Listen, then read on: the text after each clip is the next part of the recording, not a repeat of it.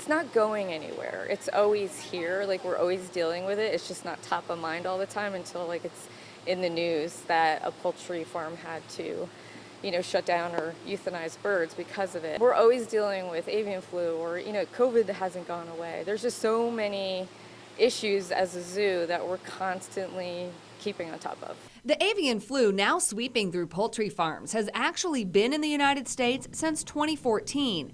The Fort Wayne Zoo is constantly monitoring cases across the country and around the region. There's red flags. So we go into high alert and we establish like strict protocols, guidelines for us to follow. So say bird flu is found in Allen County. That looks different for us than if it's found in the state of Indiana or in Ohio. So we're so close to Ohio, we actually consider what's happening over there on the county line as well. If a case is too close to home, birds at the zoo would be taken off exhibit and brought inside. When we do have to keep the birds in a protected area, we have actually an enrichment coordinator who makes sure that their welfare is really catered to, so we provide additional enrichment for them, as we do throughout the whole zoo all the time for all the animals.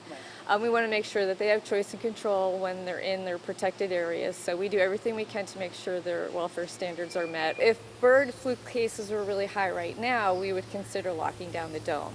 The zoo did put foot baths at the dome entrance to keep contaminants out. You had to walk through a foot bath to even enter the dome.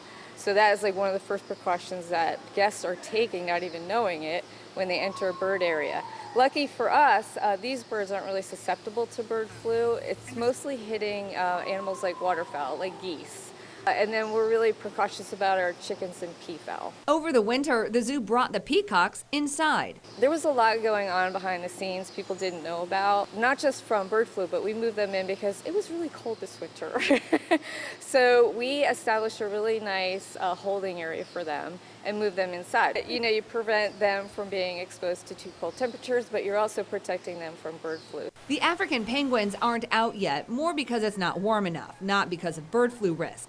But the zoo is constantly monitoring all the animals to make sure they're happy and healthy. We have a dedicated team of professionals that look for any symptoms. So even if we see like a bird that is acting off, decreased appetite, we're immediately hands-on and taking any preventative measures and doing the tests that we need to make sure it's not bird flu or anything else. So we're constantly testing. We have a really good preventative medicine program here.